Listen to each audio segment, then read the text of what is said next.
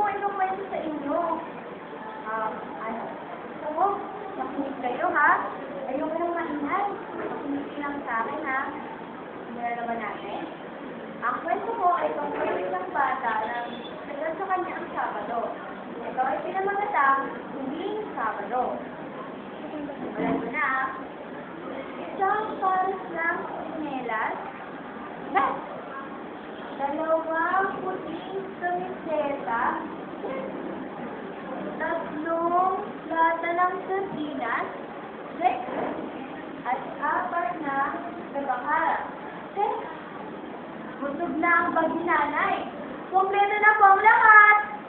Handa ng aming lalaki. Busy kami ngayon eh. Sabado kasi. Isa ng araw na ito. Tuwing Sabado, nagsisimba sinuhubo ni si nanay. Nakakarindi. Umaga na, anak. Umising ka na. Nag-iinat-inat pa lang ang araw. Bigat ng matakbo. Maaga rin nagumugulong ang aking balik sa sulok. Maaga rin nag-aalusal. Sabi ng Pantero Sandok. Alam niyo ba kung ano ginagawa ko sa Sabado? Hindi ko ng please, nagkakapakain ng aso. Kumakain ako ng almusal, ng sipilyo. Sobrang bilis ko, nagsisidang-sidat ako. Hindi na nga makasunod ang aking anino eh. Tapos, alam niyo ba, yung Sabado, masaya kami ni nanay. Kasi ako, wala akong pasok. Si nanay, hindi tumatanggap ng labada. Tuwing Sabado kasi, umibisita ako sa bahay ng tatay ko. Doon ko lang siya nakita, nakakasama, at nagkakasama kami mga pamilya. Doon ko din siya nabibisita. Handa ka na ba? Mahaba pa ang biyahe. Sabi ni nanay, Opo! Mabilis yung sagot. May kalayuan din kasi yung bahay ng tatay eh. Alam niyo ba? Tumatawid kami ng ilog. Tapos, tumasakay kami sa bus. Umaangkas din kami sa pedicab. Alam niyo ba? Bilang ko rin ang nangarambang papunta sa tarapahan ng bahay ni tatay. 1, 2, 3, hanggang 38. Ang layo, no? Pero ayos lang. Si nanay nga, tagaktak ng pawis. Pero ako, hindi ako napapagod. Alam ko kasi may malaking ngiti na nag-aabang sa akin doon. Di ba? Ang saya nun. Tapos, pagdating namin doon, 1, 2, 3. 1, 2, 3. Tigtatatlong quiz ang binibigay sa akin ng tatay sa bawat piktiko. Pero, may napansin ako sa kanya. 1, 2, 3 mga linya sa loob. Dumarami. Oh, sir. Tapos, sabi niya sa akin, Hagdan yan ng mga duwende. Hagdan? Para saan mo yun? Sinukulayan ni sila ang puso tuwing gabi ng puti. Napansin ko nga marami ang mga linya sa loob. Hindi ko kayang bilangin. Tapos, pagdating ko sa eskwela, sabi ng teacher ko, ano ka mo? Tatay mo, nagtutulong sa'yo? Teacher din ba siya? Tulad ko? Sabi ni Miss Maru. Gusto ko sanang sagutin. Pero, baka magalit siya sa akin at palabasin na lang ako. Alam niyo yun? Kasi yung tatay ko kaiba talaga eh. Iba sa mga tatay. Tuwing Sabado kasi, pag bumibisita ako sa kanya, nag-iiba siya ng ano. O diba, kakaiba? Kung pumunta kasi sa kanya, Ako, si Maestro Mahikero, ang sikat na sinamangkero. pati sa ni tatay, nung nakarang Sabado.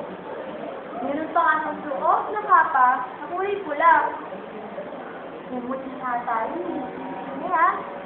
Tapos sabi niya, walang kukurap, walang kukontra, manood, boom, sa, 2, boom. Tignan mo lumabas na gumamela. O diba? Yaan mo yun. 3, 4, 5, boom. Biglang may lumabas na Maria sa tenga ko. Paano yun? Nagpaalak sa akin ng lahat. Ang galing-galing ng powers niya! Sabi naman ng tatay ko, Huwag kang mag-alala. Tuturo ko sa'yo kung paano yung gawin. ang galing, tuturo niya sa akin. Para pag wala kayong magawa, ito ang inyong libangan. Tapos, isang Sabado muli, binulat kami ng tatay ko. Sa harap ng kaldero, na lata ng biskwit, kay kumakanta. Ang kanyang kanta, Lalangis, sibuyas, kamatis, sopas, paspas, bilis! O, diba? Parang kumakanta rin ng mga apoy at ang kanyang mga retado. Parang lumilipad eh. Tapos, sa isang iglap, meron akong kaharap na ginarep. Higo! Higo! Higo! Sabi mo din man? Higo! Sarap! O, diba? Sabi niya sa akin, turo ko sa'yo kung paano ito gawin. Para pag may sakit ang nanay mo, ikaw ang magluluto at meron kayong masarap na sabaw na pagsasaluhan. ang galing no? Ang daming alam ng tatay ko. Hindi lang pala siya manikero, isa rin pala siyang kusinero. Diba? Tapos, nalaman ko, ang Pasko pala ay Sabado. Tuwang-tuwa ako! Kasi kakaiba ang mga nagagalo sa akin ng tatay ko. Alam niyo kung ano-ano? Samsa, 2 isda, 3 balyena, at 4 na ahila. Hindi lang sila basta laruan. Alam niyo kung ano ito? Luwa ito sa laga. Siya ang nagbubog nito. Di ba nakakangangha? Kayo ba kami kung gawin yun? Hindi, di ba? Napakagaling. Ngayon lang po ako nakakita ng ganito. Maraming salamat po. Ang sabi ko sa kanya. Sabi niya sa akin, tuturo niya sa akin ito paano gawin. Para, pag kahit wala kaming pera, kung sa bumili kami ng laruan, meron akong magagawa. O diba? Resourceful. Tapos, nung minsan, pagdating ko nung tuwing Sabado, bago umuwi, galing sa bahay nila, ang paborito namin sulok, naging entablado. Bawat kwento ni tatay, siya ay nagiging doktor, nagiging astronaut, o di kaya, yan, tingnan, napakalaki. Tapos minsan siya din ay naging, ano nga ba tawag doon? Astronaut, ayun, kapre. Siya ay nagiging kapre. Ang galing niyang umate. Sana ako rin gano'n. Pero, pag uwi ko, habang naglalakad ako, sabi ng mga bata sa kanto, saan ka galing? Sabi ko naman, galing ako sa bahay ng tatay ko. Ano? Sabi ko, ha? Anong bahay? Nakakatawa ka naman. Sabi ko, ang tatay ko isang pintor, prinsipe, misundri, nagiging putinero, manikero, at iba pa. Anong pinagsasabi mo? Anong sinasabi mo? Eh, di ba ang tatay mo yung bilanggo? Saka anong bahay? Eh, di ba? Sa preso siya nakatira? Sakit-sakit sa akin nun.